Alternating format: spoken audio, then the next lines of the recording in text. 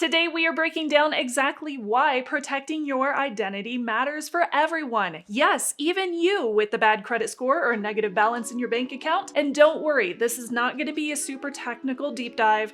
We're going to keep it simple so you can share it with your skeptical friends. Let's go ahead and get into it. This video is sponsored by DeleteMe, my go-to service to delete my personal information off of data broker sites. Use my code SNUBS for 20% off when you sign up. We are starting out this video with an email I got from a viewer. Now I did omit some of this email to protect people's privacy, but Michael says, "Hey Shannon, first I realize I'm asking you to preach to the choir on this one, given that the majority of your audience already understands the importance of protecting our identities. However, our friends, families, coworkers, as I try to spread the word about protecting our identities, I am shocked by the sheer amount of indifference I run into. I frequently get responses like, oh, I'm not worth much, or my credit score is already so bad that I'm not worried if, or I just have the same password for everything. You already have tons of videos teaching us how to protect ourselves, but some of us need help to educate our friends on why we should protect ourselves. Thank you so much," from Michael. All right, Michael, let's see.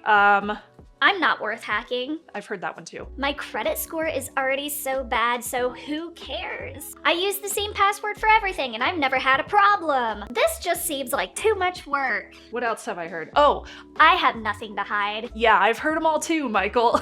I really have. I've heard them from family members, from coworkers, from my friends that I see every single week. The worst part is you will hear these phrases until the day they get hacked. And then they will say, well, why didn't you help me? Or, can you help me now? And by then it's too late because their information or money is already stolen. By then, the only thing you can do is tell them to call their bank. Or if their social media account gets hacked, by then you can only tell them to contact customer service. And we all know that social media platforms, in most occasions, will not help you get your accounts back. So the first reason to why we should protect ourselves is because by the time you get hacked, it's too late. Okay, so let's go ahead and address the biggest excuses first. That one where people say, I'm not worth much, so why wouldn't anybody hack me? Or, I have nothing to hide. Come at me, bro. Come at me, bro. I totally get why people feel that way. Like, if you're not a big billionaire or some kind of high-profile CEO,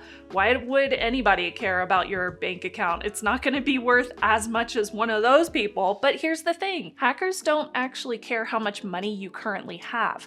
They care that you exist. And trust me, even if there are instances where hackers do care about how much money you have in your bank account, you do have something that is valuable. You do have something to hide. It could be your identity, because those are really great for opening up fraudulent loans and credit cards, even children's identities or people that have passed away. Your identities especially can be used for fraudulent loans and credit cards. Your passwords, which those can be sold on the dark web. Sure, passwords may not be very much if it's just one password, but if your password is a part of a much bigger leak, that leak could be sold for thousands, if not millions of dollars.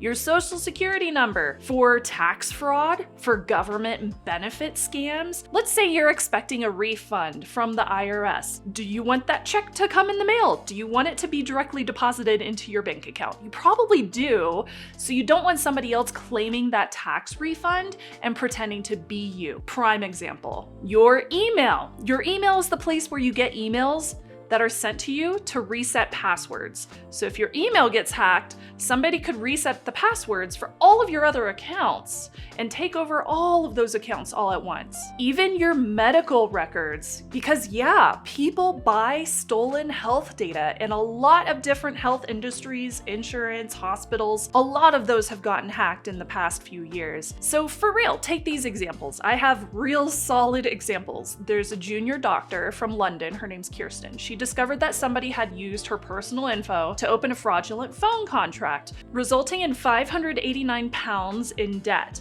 This fraudulent activity severely damaged her credit score, which meant that she could not buy a home. Despite reporting the fraud, she still faced a ton of challenges in clearing her name and restoring her credit. In fact, the phone company would not even help her until a Times reporter got involved. Here's another example. This guy named Todd faced a really bad situation because guys, he was supposed to get this disability check in the mail for $97,000. So this check ended up getting stolen and fraudulently cashed, and he had to navigate all this bureaucratic nightmare of a process to recover those stolen funds, and it took a very long time, to the point where he was even facing the potential of becoming homeless because he did not receive this check in the mail. So even if you think, I'm not rich and I have bad credit, your information is still gold to hackers. You are worth hacking. You are a person. You have an identity. Identities are worth money, even if you don't currently have money. So this is what happens whenever you don't protect yourself.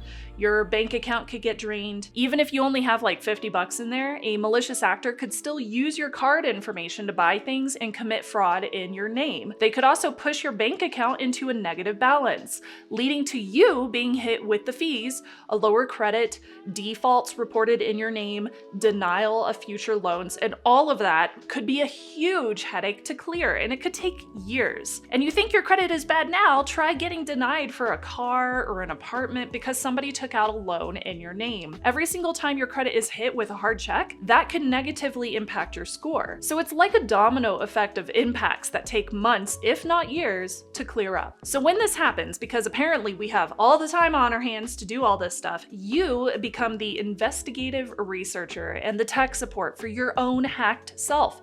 Because chances are, a lot of people and a lot of companies just aren't gonna help you. Instead of working or being able to prioritize your health or prioritize your family or do those things that you normally have to do in your life, you end up having to spend hours, if not days, on the phone, calling banks, resetting passwords online, proving to companies that you are who you actually are. You may even have to file a police report and deal with that situation. Your loved ones could also be targeted through you. Scammers could use your accounts to send phishing emails or text scams to friends and family while pretending to be you. For example, I'm sure many people out there have experienced this. Have you ever got a friend whose Facebook account got hacked and they have multiple Facebook accounts now? Chances are one of them got hacked and they couldn't log into it anymore, so they just created a new one. And then their hacked account or a new account pretending to be them tries to friend you. That's what's happening here. Sometimes a malicious actor will just sit on your personal information for months or log into your accounts and just watch your activity. You don't even know that you are hacked until one day they change the password and you can no longer log in. So how do you protect yourself? These steps reiterate what I have shared before, but each and every single step is important. All right, so now that we know why this matters, we got to get into some really simple things that you can do right now to stay safe. You won't need a tech degree for any of this. It's all really easy to do. It just requires like a cleanup day to set up the things. But here's an idea. You can save this video and just do one of these steps each day, so that way it doesn't end up being like a super daunting task. I like giving alternative, easy options, not just the options that us cybersec nerds would use. Remember, any change is better than nothing, even if that upgrade does not match your specific standards. Okay, so number one, stop using the same password for everything. This one goes without saying, but this is going to be the part that takes the longest to fix. But once you have done it, you really don't need to worry about it anymore, unless one of those accounts is set up on a website that had a big leak or something, and then you have to go in and change that specific password. But get them all set up, change all your passwords in one day, and then you don't really have to worry about it for a very long time. I know, it's annoying to remember passwords, but if you are only using one password, if a hacker got that one password, they get all of your accounts. So here's the thing. You don't know how these websites are storing your password after you create one. It could be encrypted, which is great. It could not, which is not great. So your one password could be sitting wide open on a server somewhere for anybody to see, and you never know if that's going to be the case or not. So a really quick fix for this is using a password manager like Bitwarden, 1Password, or even the iCloud keychain on iPhones. With a password manager, it's kind of like you are putting all your passwords into a really secure vault, and you can access that vault on your devices. You can protect this vault with things like your biometrics. If you are worried about that vault getting hacked, Next, you can use a vault for all the sites that you routinely visit but aren't as necessary, like shopping websites, for example, and then keep all of your sensitive passwords either stored up here or stored in a notebook offline, like your bank account, your email address, and social media. Just make sure that you don't lose any of the passwords that you've memorized or written down in a notebook, and again, each one needs to be different. Nowadays, our phones make it really easy to keep your passwords safe. Android and iPhone both have password storage, they have encrypted options, it's very secure. This makes it really convenient, so you never even have to remember all your passwords, you just let your tech do it for you. Now, if you're watching this and thinking, tech is not secure, there's no way I'm gonna do that, this girl's crazy, why would I use it to store all my passwords? You can look up the security protocols and the encryption standards, a lot of times they're called white papers, for each of these different password management options, and you can just choose the one that works best for your lifestyle and yourself. Or you could just write them all down in a notebook, like I mentioned previously. That works fine for a lot of my family members. Just make sure that you have a backup in the event of a fire, a theft, a flood, etc. Now, here's a pro tip. If you do use a notebook, I would recommend not writing down your username as well. Chances are you have your username or your email address memorized, so if somebody stole your notebook of passwords, they would know your passwords, but they wouldn't have the matching username or email address used for the logins. So they couldn't really do anything with those passwords until they figured those out as well. All right, use two-factor authentication, or 2FA. This is one of the easiest ways to stop attackers. Even if they have your password, they cannot log in without a second code. Some sites already have turned this on by default, so if you get a text message with a code that you have to type in, that's called 2FA. Turn it on for your email, your bank, social media accounts ASAP. This setting is usually called multi-factor or two-factor in the settings menu, and each site will walk you through their own process. Now, yes, this does take some time to set up, but once it's done, you don't have to do it again. Now, I recommend using an authenticator app instead of SMS codes. I have done plenty of reviews about authenticator apps before. There's Google Authenticator, there's Authy, there's a whole bunch of different ones that you can choose from, and they are free. Or you could use a hardware key instead of an app. The hardware key is going to be your most secure option. Number 3, check if your info has already been leaked. Go over to this website called haveibeenpwned.com and see if your email or passwords have been exposed in a data breach. This site uses data breaches and leaks that have already been made public to determine if your info is already out there. If your info is out there, change your passwords ASAP. And then you can use the service DeleteMe to remove your data from data broker sites. Now, throughout this entire video, I have talked about why it's important to protect yourself, but where is this data coming from?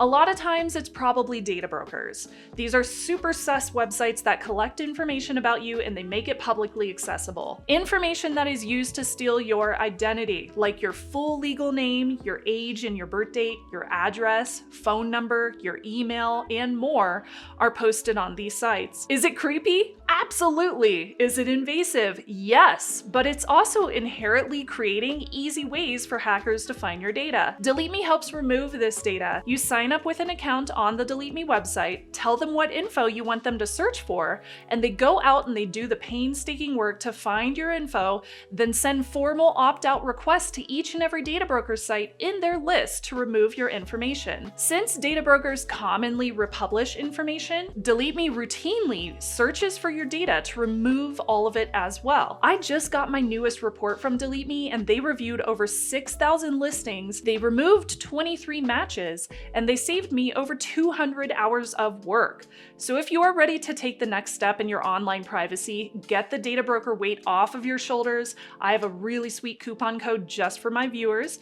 Go over to joindeleteme.com/morsecode and get 20% off with my promo code SNUBS. That's joindeleteme.com/morsecode for 20% off with my promo code SNUBS, that's spelled SNUBS. Start protecting your data today, and thank you so much to DeleteMe for sponsoring this video. Number 4, do not use easy to guess PINs, or passwords as well. If your PIN is something like 12340000, or the last 4 of your SSN, or maybe your birthday, or an anniversary. Seriously, don't do this. Change it immediately. Use a random pin instead, or something that's not as obvious. It's really easy to get sucked into using the same pin every single time you have to set one up, but pro tip, you can actually save pins in password managers too. You can save them as separate password entries, you can add them as notes in your password manager, or you could just stick them in a separate notebook. I would save them separately from your passwords if you're doing them on physical notebooks, but again, we are touting the use a different one every time slogan here. Number 5, freeze your credit. It is absolutely free. If you are worried about identity theft, you can freeze your credit with Experian, Equifax, and TransUnion. It is 100% free and it stops scammers from opening credit cards or loans in your name. And number 6, be skeptical of those random emails and really random texts that you might get. If you get a weird email from your bank or Amazon, I'm gonna put that in air quotes too because it's not actually your bank or Amazon, asking you to click a link or saying like something happened with your account, just stop right there. Don't even give it a second of your time. Always just go to the official website instead yourself, instead of clicking on those suspicious links. So there you have it. If you have a friend, a family member, or a colleague who does not think that security matters, send them this video. Maybe I won't change their mind, or they still think that it's too complicated, but it's a lot more complicated to deal with identity theft or an account being stolen after it happens. I much rather prefer to be the person who helps people be proactive about their security than be the person who says, I can't help you, or I told you this was gonna happen after the fact. Being reactive means your info is already out there, and there's a lot less that you can do to save yourself once it's already out there. We don't have to live in fear of the internet or malicious actors, we just have to be smart about it and not end up being the low-hanging fruit. Okay, so with that said, I want you to check the comments because I'm gonna tell you a story down there, but I wanna know what is the worst security habit you have ever seen somebody use? And I'm gonna leave my own answer down below. So comment below, tell me your stories, and I'll see you next time. Bye y'all.